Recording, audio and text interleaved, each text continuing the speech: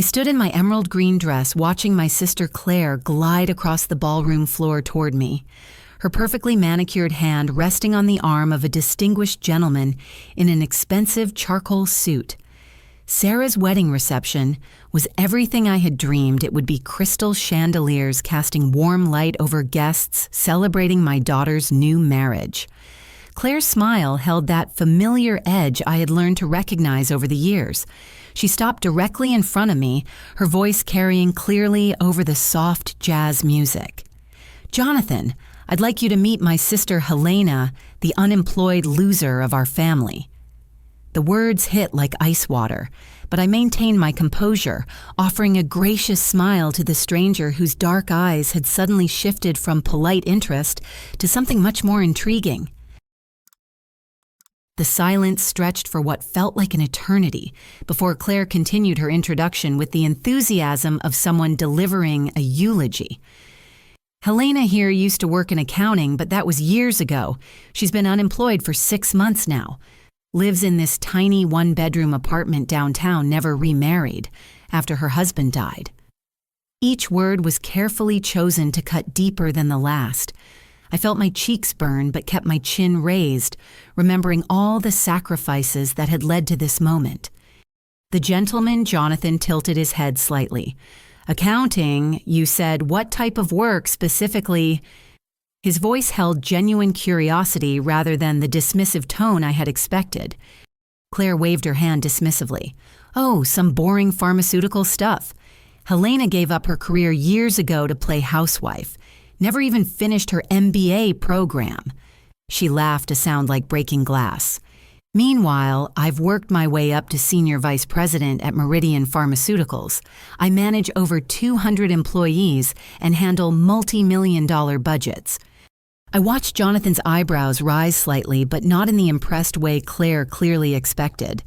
My daughter Sarah appeared at my elbow, radiant in her ivory wedding gown, completely unaware of the tension crackling between her aunt and me. "Mom, I've been looking everywhere for you," Sarah said, wrapping her arm around my waist. "I wanted to thank you again for making this day possible. I know you worked 3 jobs to save for this reception." Claire's expression tightened. She had contributed nothing to the wedding expenses despite her impressive salary, claiming she was saving for a house in the Hamptons. Sarah had never said anything, but I caught the hurt in her eyes when her aunt made excuse after excuse. Jonathan stepped closer, his attention fully focused on me now. 3 jobs to fund a wedding like this. That's quite an accomplishment. What kind of work were you doing? Before I could answer, Claire jumped in again. "Oh, typical minimum wage stuff. Bookkeeping for a dental office, filing at a law firm, tutoring high school kids. Nothing important." "Actually," I said quietly, finding my voice, "I specialized in pharmaceutical regulatory compliance and financial auditing.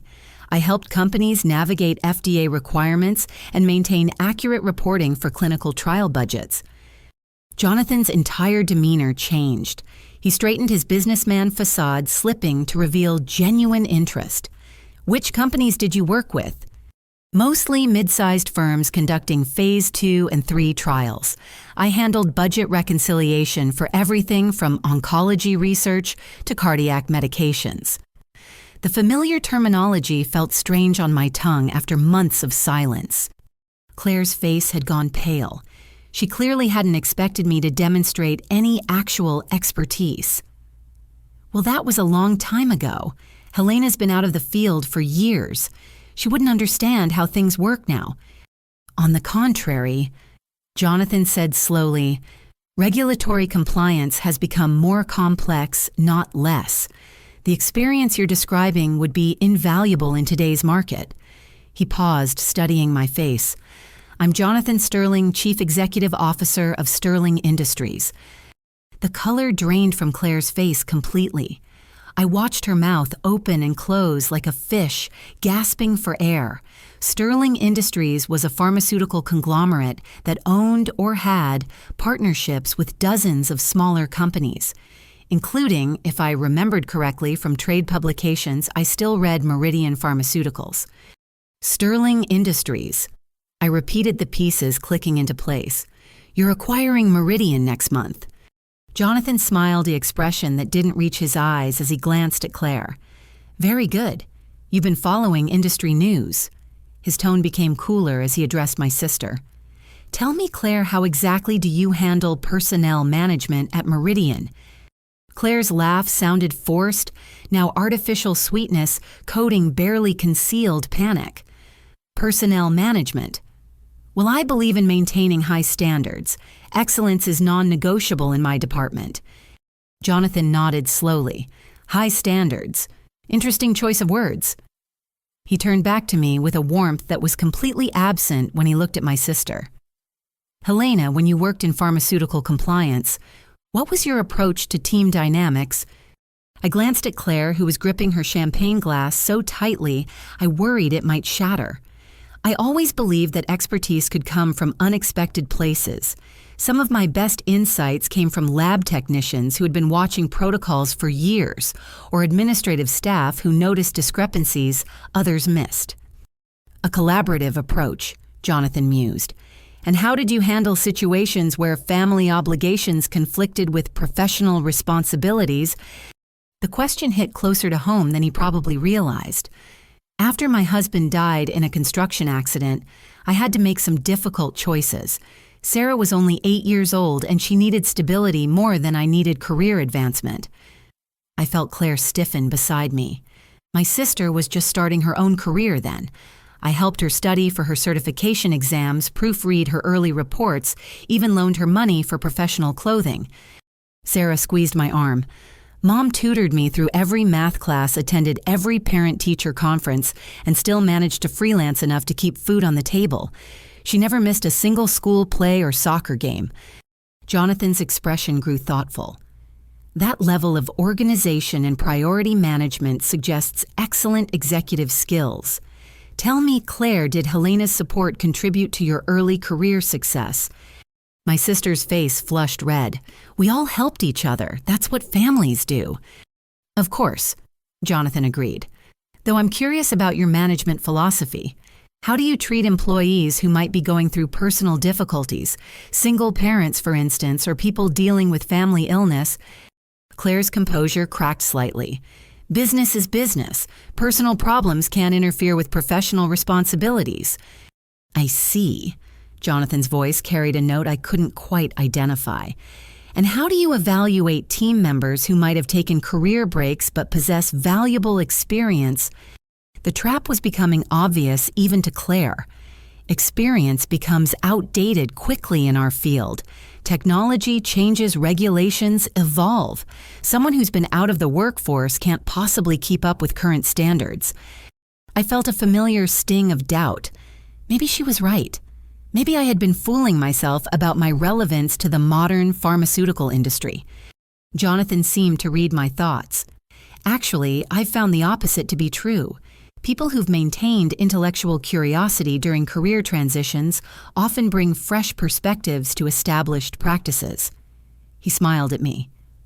For instance, Helena, are you familiar with the new FDA guidelines for digital therapeutics that were released 6 months ago? My heart skipped. You mean the framework for software as medical devices, the risk-based classification system they introduced to streamline approval processes while maintaining safety standards? Exactly. Jonathan's smile widened. And your thoughts on how that impacts budget allocation for clinical trials? Well, it should reduce costs for lower-risk applications while requiring more detailed financial tracking for higher-risk devices. Companies need more sophisticated compliance monitoring, not less. The words flowed naturally muscle memory from years of navigating regulatory mazes. Claire looked like she might be sick. How could you possibly know about recent guidelines you haven't worked in the field in years? I read, I said simply. Trade publications, FDA announcements, industry blogs. Just because I wasn't formally employed doesn't mean I stopped learning. Elderly Aunt Dorothy appeared at my elbow, having clearly overheard the conversation. This girl has been reading pharmaceutical journals like novels for 20 years, she announced to Jonathan. Even when she was working those part-time jobs, she'd stay up until 2 in the morning studying new regulations. Said she wanted to be ready when the right opportunity came along. Jonathan's eyes lit up. Continuous professional development during a career transition. That's exactly the kind of adaptability modern companies need. He glanced at Claire again. Tell me, how do you stay current with industry changes? My sister stammered. Will I attend the required seminars, company training sessions, the usual professional development activities? Required seminars, Jonathan repeated. Nothing beyond mandated training. I'm very busy managing my current responsibilities. The contrast was stark, and everyone could feel it. Jonathan pulled out his phone and scrolled through something, his expression growing more serious. Helena, I have to ask you something that might sound unusual. Would you be interested in consulting work? My heart stopped. Consulting. Sterling Industries is in the process of acquiring several pharmaceutical companies. We need someone with deep compliance expertise to review their financial practices and ensure smooth integration. He paused. Someone who understands both the regulatory landscape and the human cost of business decisions. Claire stepped forward desperately. Jonathan, surely there are more qualified candidates. Helena has been unemployed for months. She's not reliable for that kind of responsibility. On the contrary, Jonathan said coolly, someone who has maintained professional knowledge while prioritizing family demonstrates exactly the kind of integrity we're looking for. His gaze turned steely as he looked at my sister. Unlike managers who view personal challenges as character flaws rather than opportunities for compassion, the ballroom seemed to fade around us. This conversation had shifted from embarrassing family drama to a potential life-changing opportunity, and Claire was beginning to realize that her attempt to humiliate me might have backfired spectacularly. Jonathan's phone buzzed, and he glanced at it with an expression that made my stomach tighten. Helena, I need to be completely transparent about something. Sterling Industries has been conducting due diligence on Meridian Pharmaceuticals for 6 months now. Part of that process involves reviewing the performance and practices of senior management. The color drained from Claire's face entirely. She set down her champagne glass with shaking hands. What kind of review? Standard acquisition procedures, Jonathan replied smoothly. Financial audits, compliance assessments, personnel evaluations. We need to ensure that key employees align with Sterling's corporate values. I felt a chill run down my spine. This conversation was no longer about family dynamics or career opportunities. This was about Claire's professional survival. Sarah's new mother-in-law, Patricia, joined our circle with perfect timing. Helena, dear, I was just telling the Hendersons about your daughter's work ethic. She must have learned that dedication from you. Actually, said Amanda, Sarah's boss, appearing beside Patricia, Sarah consistently demonstrates the most thorough attention to detail in our entire marketing department. She catches errors that slip past everyone else, and she never misses deadlines despite having a very full schedule. Jonathan nodded approvingly. Attention to detail and reliability under pressure. Those traits usually develop early in life. I felt a surge of pride. Sarah learned to be independent young. I was working multiple jobs, so she had to manage homework and household responsibilities. But we made it a team effort. She'd help me organize client files while I helped her with algebra. A collaborative household, Jonathan observed, building problem-solving skills together. He turned to Claire with renewed interest. Do you have children? No, Claire said tightly. I've focused on my career. Of course, different priorities. Jonathan's tone remained neutral, but something in his eyes had shifted. Tell me about your approach to mentoring younger employees. How do you help them balance professional growth with personal responsibilities? Claire's mouth opened and closed. I expect my staff to manage their own time effectively. Personal issues shouldn't impact work quality. Amanda frowned slightly. That's an interesting philosophy. At our firm, we find that supporting employees during challenging periods actually increases loyalty and long-term productivity. Sarah mentioned that her mother attended every school event despite working 3 jobs. Patricia added, "That kind of commitment shows remarkable character." I watched Claire's panic growing. She was clearly trying to figure out how to salvage this conversation, but every response seemed to dig her deeper into a hole. Jonathan pulled out a leather portfolio and flipped through several pages. "Helena, I'm looking at the financial irregularities we've identified in Meridian's compliance department. Would you mind if I showed you some patterns we've been tracking?" My heart rate accelerated. I'd be happy to look, though I should mention that anything involving Claire's department might create a conflict of interest. "Actually, your family connection might provide valuable insight," Jonathan said quietly. "These discrepancies suggest either incompetence or deliberate misrepresentation. An expert perspective could help us determine which." Claire stepped closer, her voice tight with anxiety. "Jonathan, surely this isn't appropriate dinner conversation at a wedding reception." "You're absolutely right," he agreed. "Helena, would you be available to meet in my office Monday morning? We could discuss this more thoroughly in a professional setting." I felt the world tilt slightly. "You're offering me a job?" "I'm offering you a consulting contract to begin with. If things go well, we can discuss a permanent position." He smiled warmly. "Sterling Industries values people who maintain their integrity under pressure. Your combination of technical expertise and ethical standards is exactly what we need." Marcus, Sarah's new husband, approached our group with his father, a distinguished man in his 70s. "Dad, I'd like you to meet Helena, Sarah's mother. She's the one I was telling you about who managed to raise such an incredible daughter while working multiple jobs." Marcus's father extended his hand. "Robert Chen, retired CEO of Pacific Medical Devices. Marcus has been singing your praises all evening." He glanced at Jonathan. "Sterling, good to see you again. I hope you're treating this talented lady with the respect she deserves." Jonathan smiled. "We're discussing business opportunities, actually. Helena has exactly the kind of regulatory expertise we need for our expansion." Robert nodded approvingly. "Smart move. In my experience, people who've managed complex challenges outside the boardroom often bring invaluable perspectives inside it." He looked at Claire. "And you work in pharmaceuticals as well." "I'm Senior Vice President at Meridian," Claire said, her voice strained. Robert's expression grew thoughtful. "Meridian. Interesting company. I've heard mixed things about their compliance practices lately." The tension in our circle was becoming palpable. I could see Claire calculating furiously, trying to find a way to either escape this conversation or turn it in her favor. Jonathan closed his portfolio. "Helena, assuming you're interested in the consulting position, you should know that it would involve reviewing financial practices at several companies, including Meridian. Your sister's department would be part of that assessment." The implication hung in the air like smoke.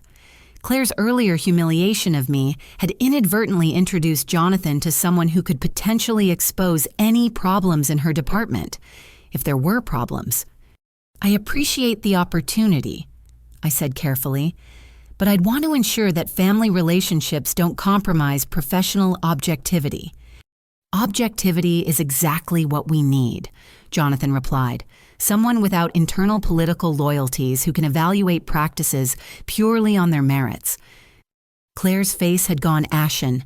She was trapped between her earlier dismissal of my qualifications and the growing realization that those same qualifications might threaten her career. "Actually," she said desperately, "Helena's been out of work for so long she might not understand current industry standards. It would be unfair to put her in a position where she could make mistakes that might hurt people's careers." Jonathan's eyebrows rose. "Are you suggesting your sister lacks the competence to evaluate financial compliance? Because 5 minutes ago you were questioning her expertise. Now you seem concerned about her having too much influence." The contradiction was glaring. Claire had painted herself into a corner with no graceful exit. "I just think family dynamics can complicate professional relationships," she said weakly. "Indeed, they can," Jonathan agreed, his voice cool, "especially when those dynamics involve public humiliation and character assassination." The music and laughter from the rest of the reception seemed distant now. Our small circle had become the center of something much larger than family conflict. This was about professional ethics, corporate accountability, and the consequences of treating people as disposable. And Claire was beginning to realize that her attempt to diminish me might have awakened something she couldn't control. The weight of Jonathan's attention felt both exhilarating and terrifying. 20 years of dormant professional instincts were awakening, and I could feel my confidence building with each exchange. But Claire's increasing desperation was triggering memories of our complicated history.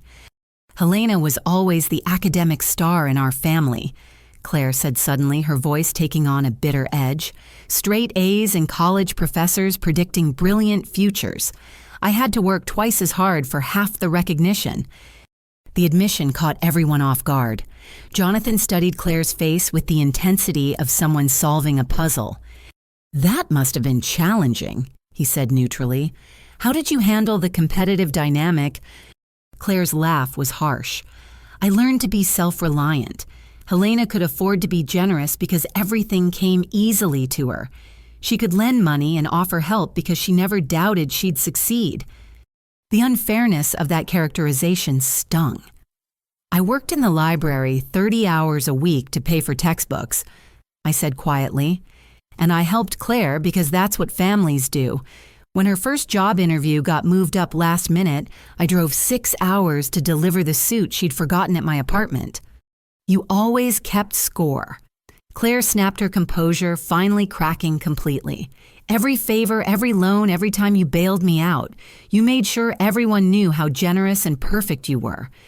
Aunt Dorothy stepped forward, her voice sharp, with decades of withheld opinions. "That's quite enough, Claire. Helena helped you through college, co-signed your first apartment lease, and edited your early reports for free. She never once mentioned any of it until you started this nastiness tonight." Jonathan's expression had grown very serious.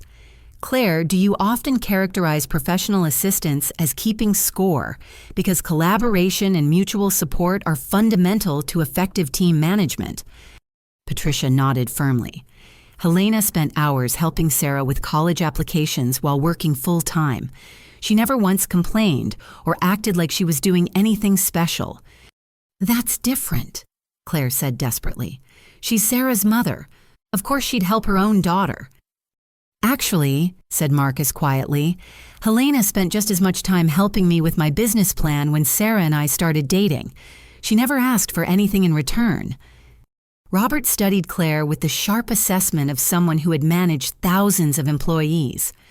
"Young lady, I'm beginning to understand why Sterling Industries might be concerned about management practices at your company." The observation hit like a physical blow. Claire's face cycled through shock, anger, and fear before settling on desperate calculation. "This is ridiculous," she said, her voice rising slightly. "You're all ganging up on me because Helena's playing the victim. She's unemployed because she couldn't handle the demands of a real career. She chose to stay home and play house instead of competing in the professional world." The silence that followed was deafening. Even the nearby wedding guests had stopped their conversations to stare at our group. Jonathan's voice when he spoke was ice cold. "Are you seriously suggesting that maintaining professional knowledge while managing family responsibilities demonstrates less competence than abandoning those responsibilities entirely?" "I'm saying that business requires focus and commitment that Helena has never shown," Claire replied, digging herself deeper. Sarah appeared beside me suddenly, her wedding gown rustling with suppressed anger. "Aunt Claire, how dare you speak about my mother that way? She gave up everything to make sure I had stability after Dad died. She worked 3 jobs and still helped me with homework every night.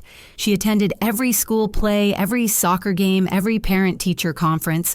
She earned her CPA certification through night school while I was in high school, and she's been reading industry publications this entire time, so she'd be ready when the right opportunity came along."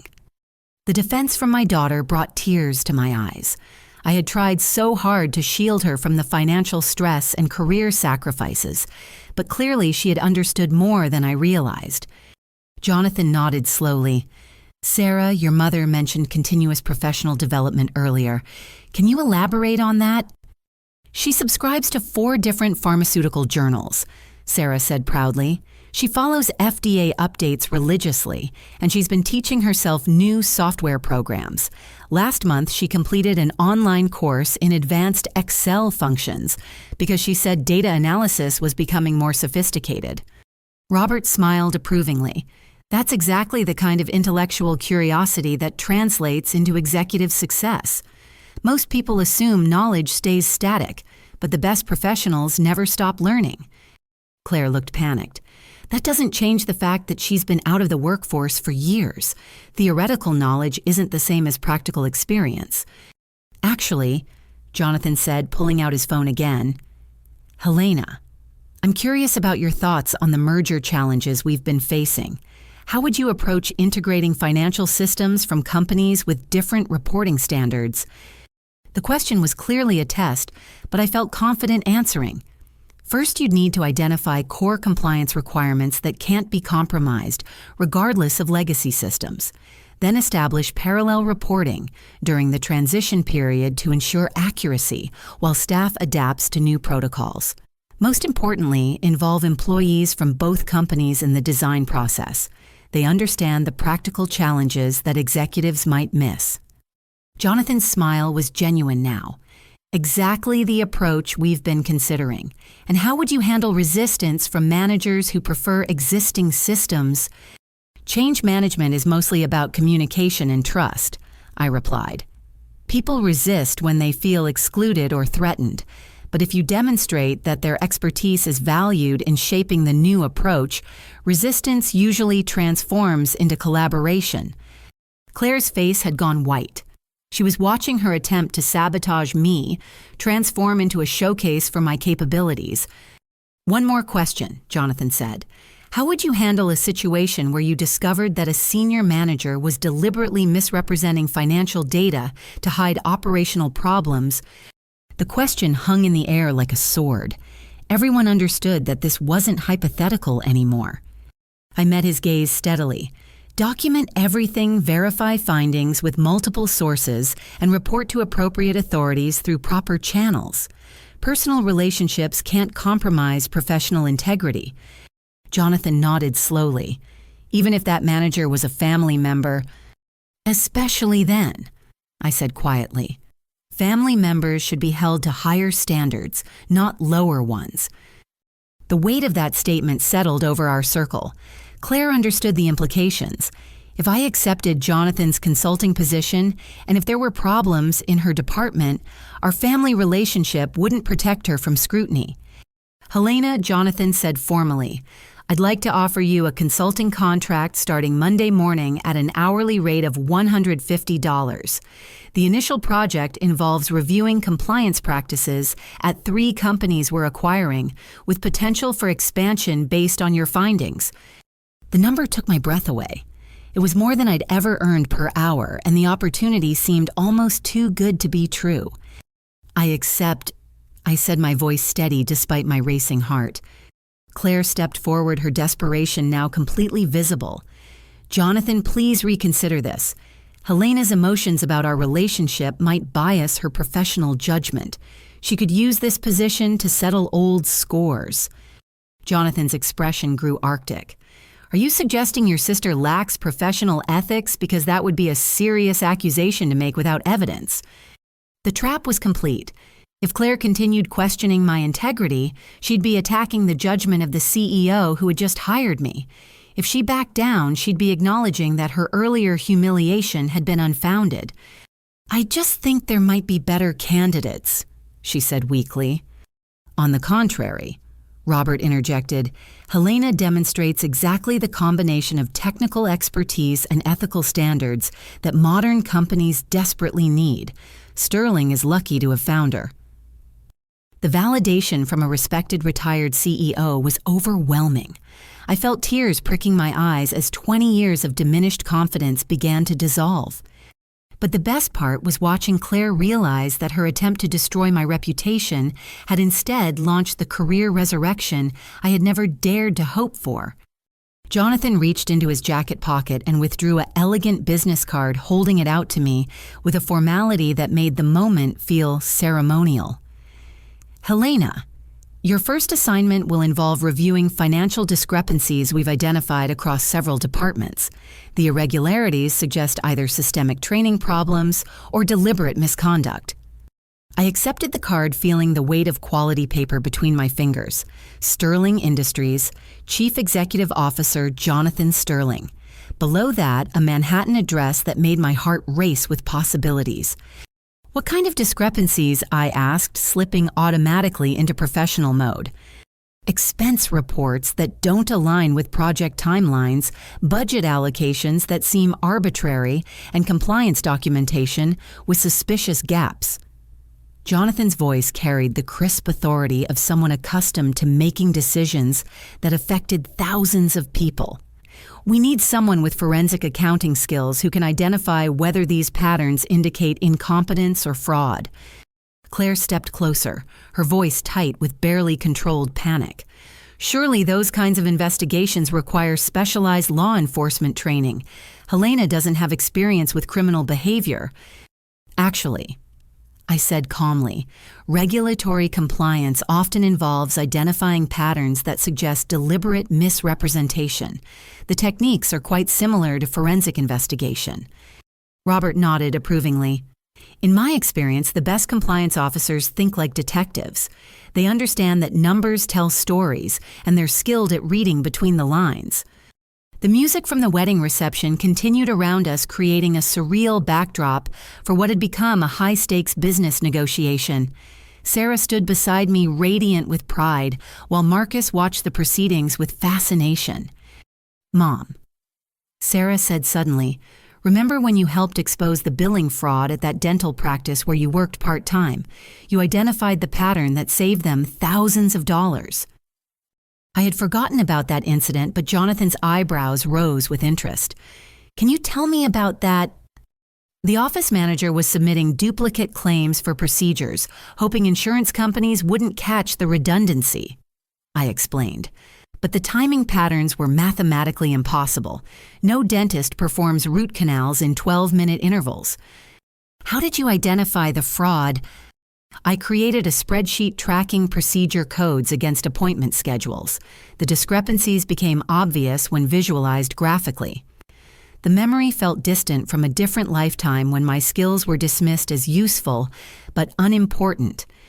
Jonathan smiled. "Exactly the kind of analytical thinking we need. Most financial fraud involves similar logical impossibilities. People become overconfident and create patterns that can't withstand scrutiny." Claire's desperation was becoming increasingly obvious. "Jonathan, I really think you should consider the potential conflicts of interest here. Helena might feel pressured to find problems, whether they exist or not, just to justify the consulting fees."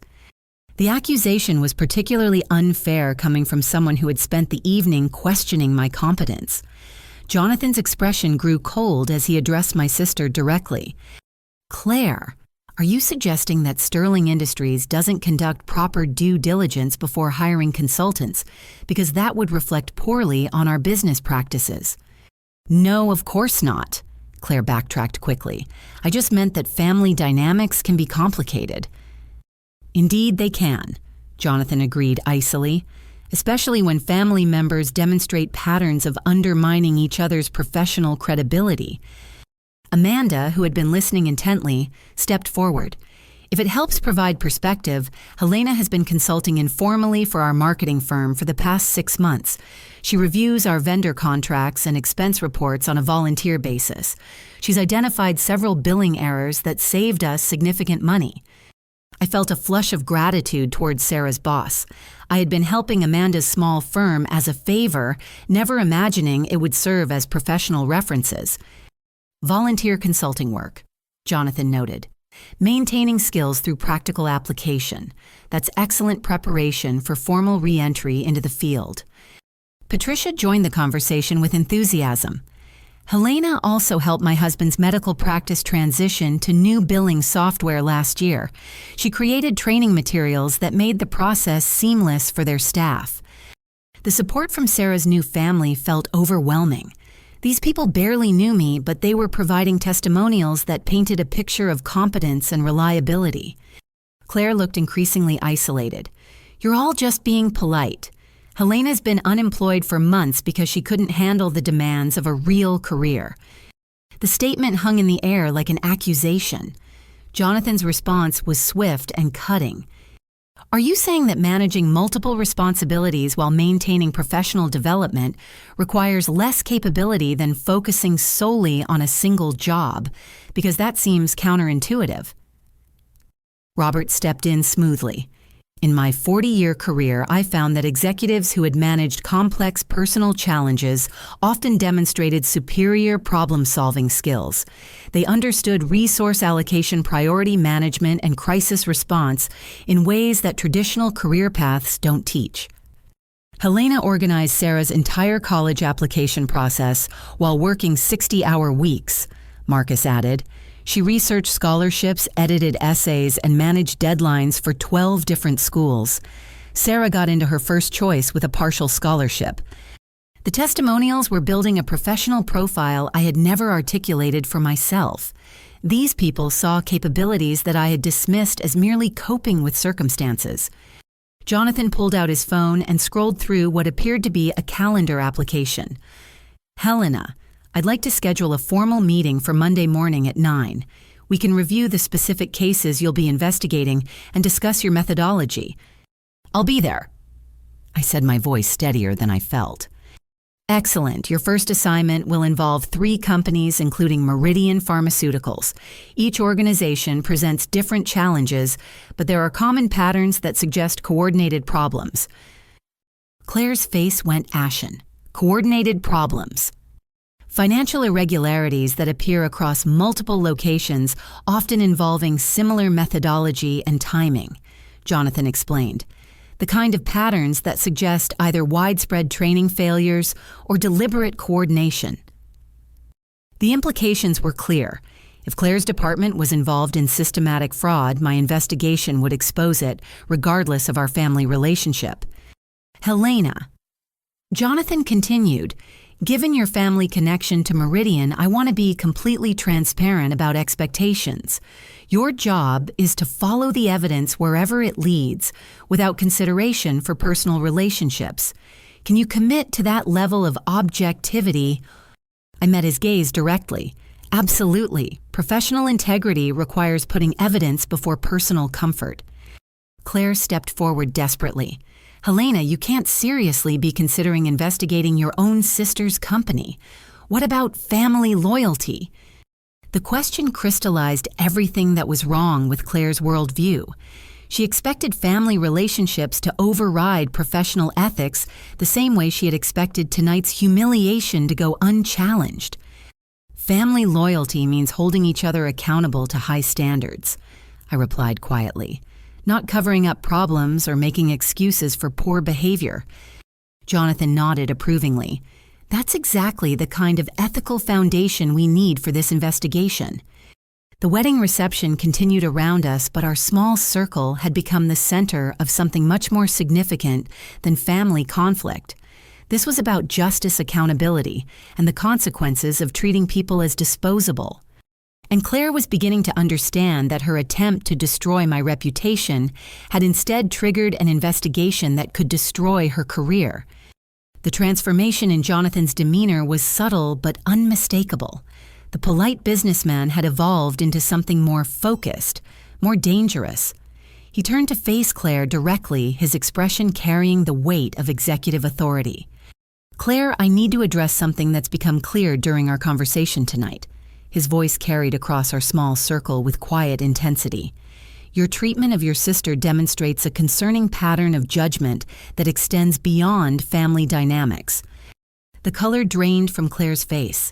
She glanced around desperately as if looking for an escape route from what was clearly becoming a professional confrontation rather than a social conversation. "I don't understand," she said weakly. "You've spent the evening publicly disparaging someone whose qualifications and character have been consistently validated by multiple professionals," Jonathan continued. That suggests either profound misjudgment or deliberate cruelty. Neither trait aligns with Sterling Industries' expectations for senior management. Robert nodded grimly. In my experience, executives who treat family members poorly rarely demonstrate better judgment with employees or business partners. I felt a strange mixture of vindication and sympathy for my sister. This evening had spiraled far beyond anything either of us had anticipated. Sarah stepped closer to me, her voice filled with pride. "Mom, I want everyone here to understand what you sacrificed for our family." She turned to address the group. After Dad died, Helena could have pursued any number of high-paying positions.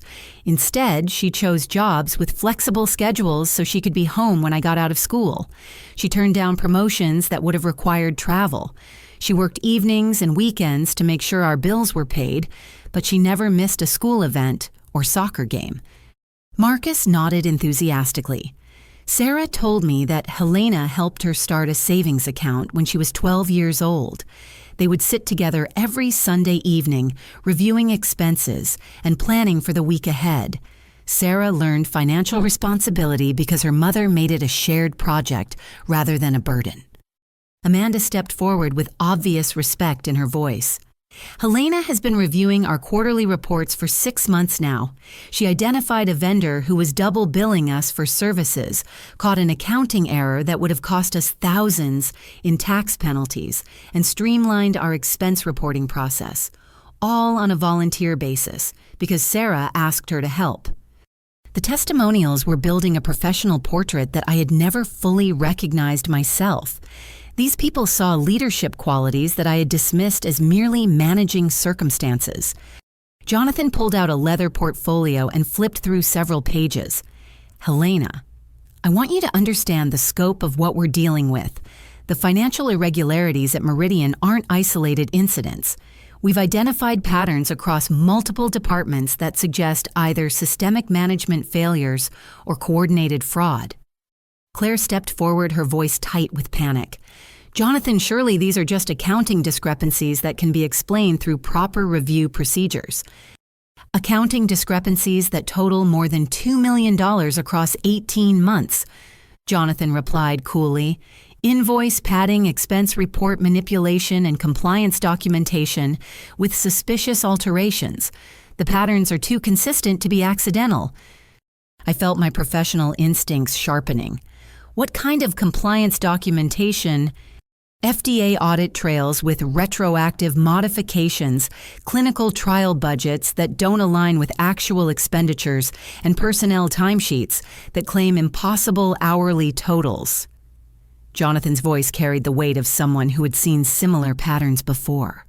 The kind of deliberate falsification that suggests criminal intent rather than clerical error. Claire's face had gone completely white. There must be explanations. Complex projects sometimes require budget adjustments and timeline modifications. Of course, Jonathan agreed, which is why we need someone with Helena's expertise to distinguish between legitimate adjustments and fraudulent manipulation. Robert studied Claire with the sharp assessment of someone who had spent decades evaluating corporate behavior. "Young lady, your defensive responses suggest familiarity with these irregularities. Are you personally involved in the practices Sterling Industries is investigating?" The question landed like a physical blow.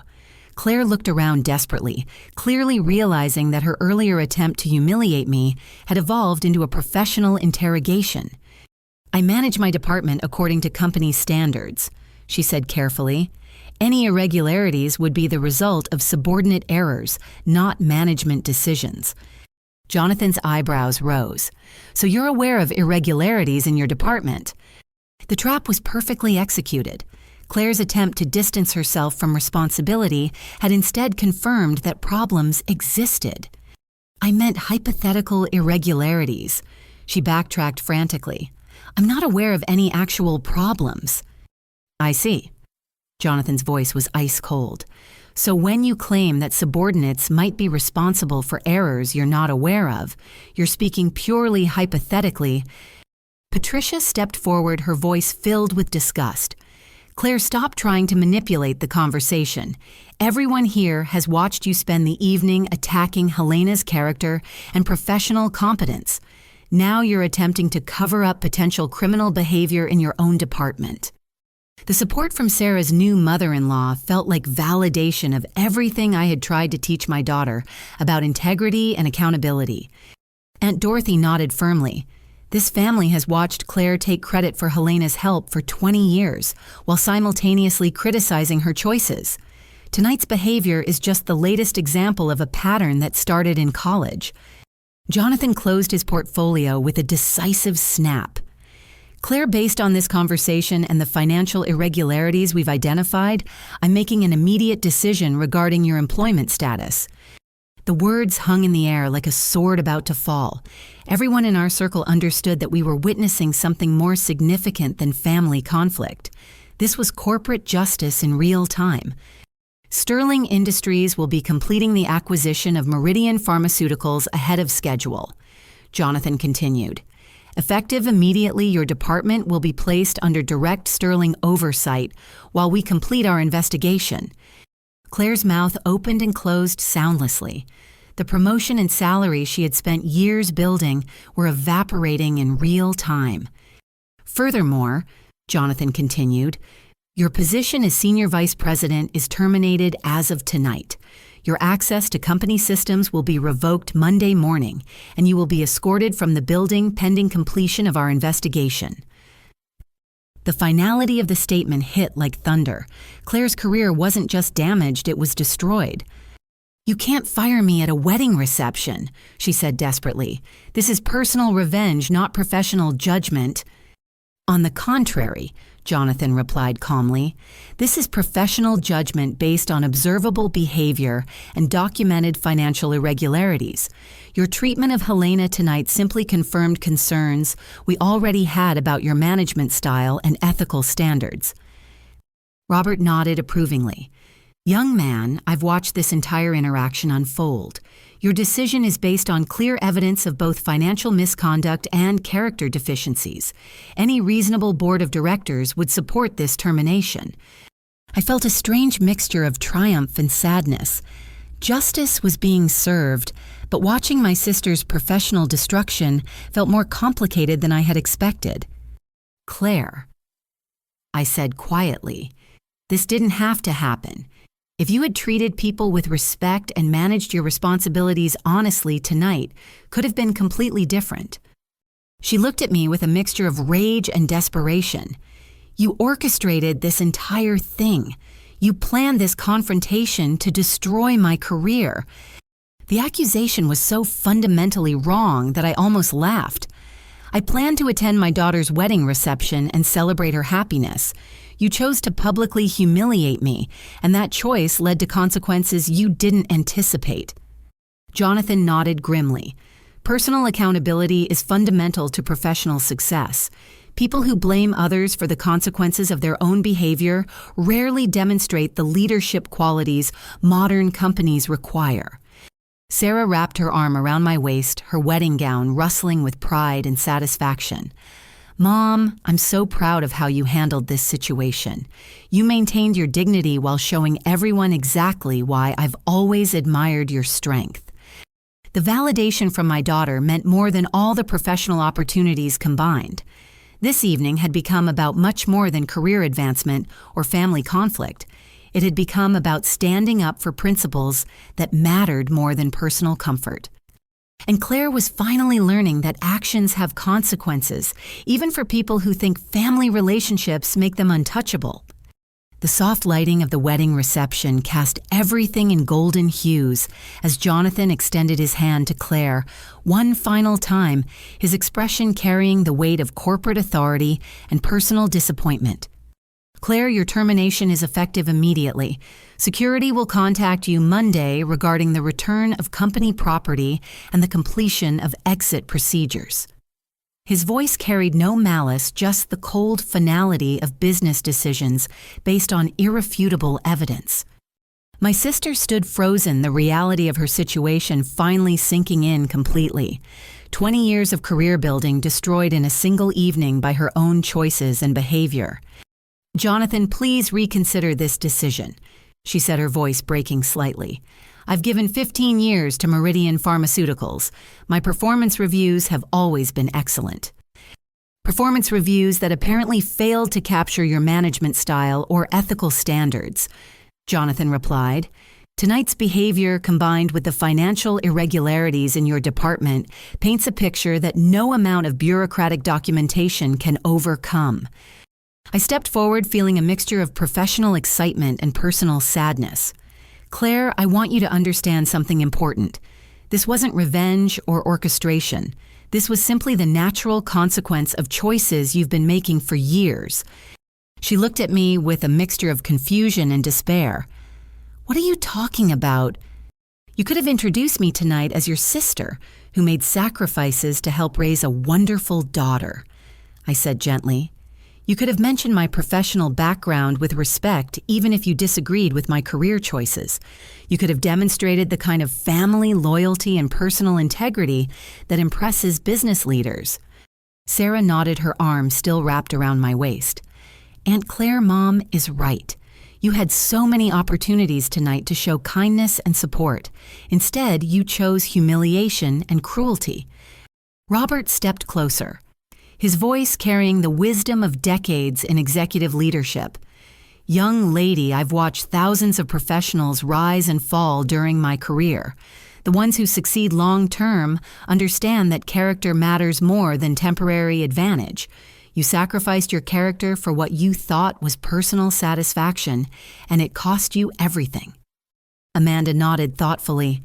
"At our firm, we've learned that employees who treat family members poorly almost always demonstrate similar problems with colleagues and clients. Personal behavior predicts professional behavior more accurately than any performance metric." Jonathan opened his portfolio one final time and handed me a formal document. "Helena, this is your consulting contract.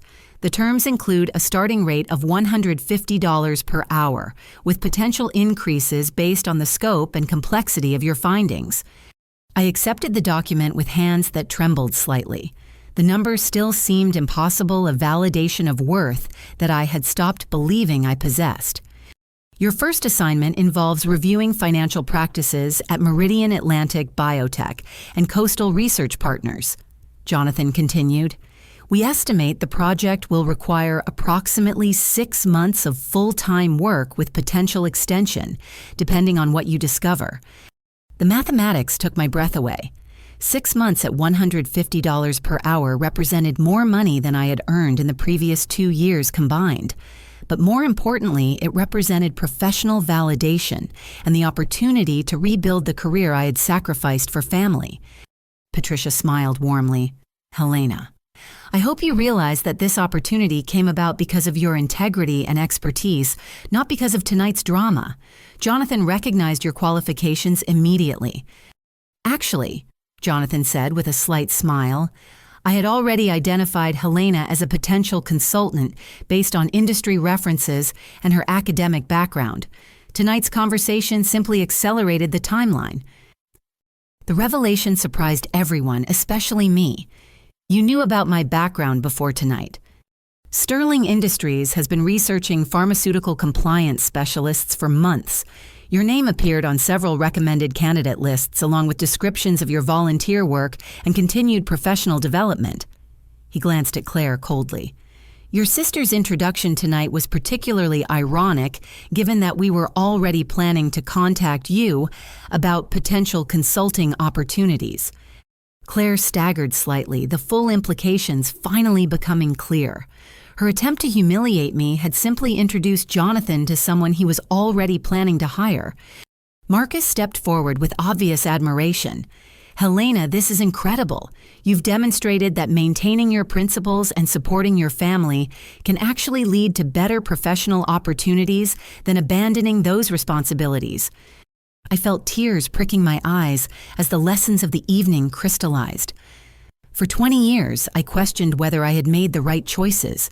I wondered if prioritizing Sarah's stability had permanently damaged my professional prospects.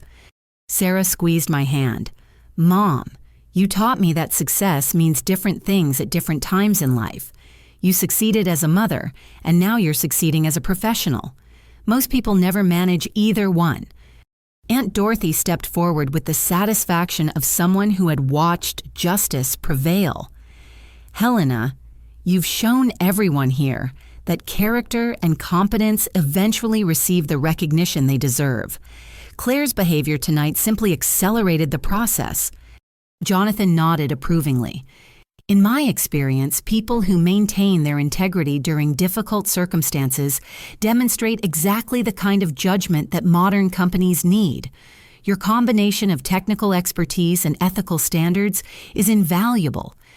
Claire looked around the circle desperately, finally understanding that her professional destruction was complete and irreversible.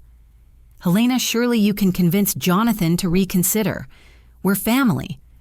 The appeal to family loyalty was particularly ironic coming from someone who had spent the evening publicly disparaging our relationship.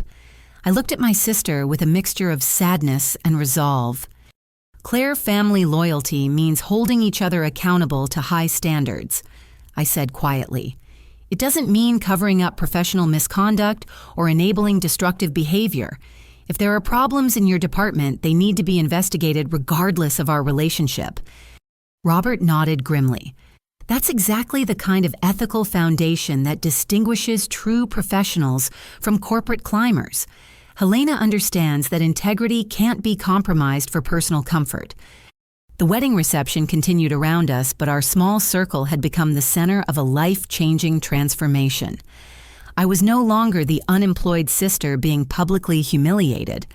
I was a respected professional being offered the opportunity to rebuild my career at a level I had never dared to hope for. Jonathan extended his hand to me with formal respect. Helena, I look forward to working with you. Sterling Industries values people who understand that business success requires both technical competence and personal integrity. As I shook his hand, I felt 20 years of diminished confidence dissolve completely. This wasn't just a job offer. It was validation that my choices had been right. My skills were valuable, and my future held possibilities I had stopped imagining.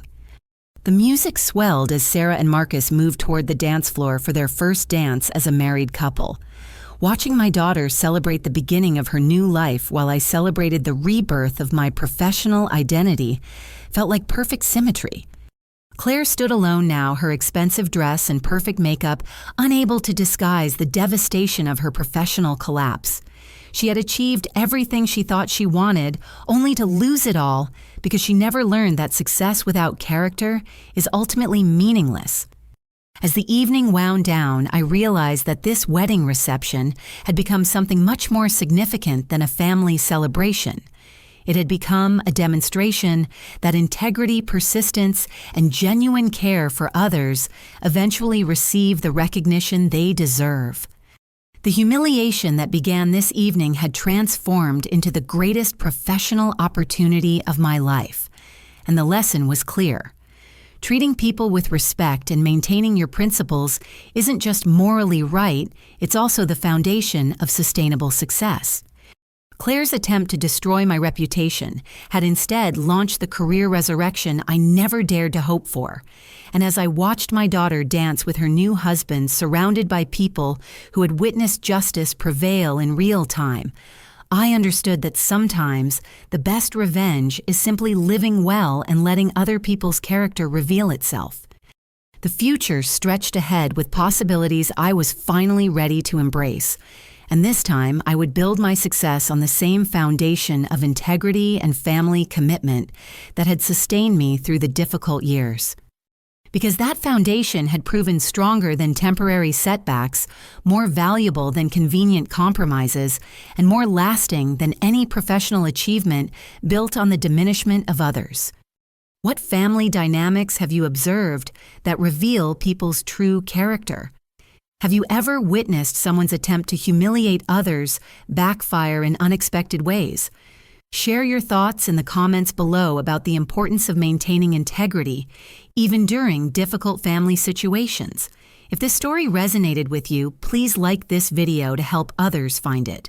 Subscribe for more stories about overcoming adversity and finding justice, and share it with anyone who might need encouragement about the value of perseverance and personal integrity. Thank you for watching, and remember that your character is your most valuable professional asset, even when others fail to recognize it immediately.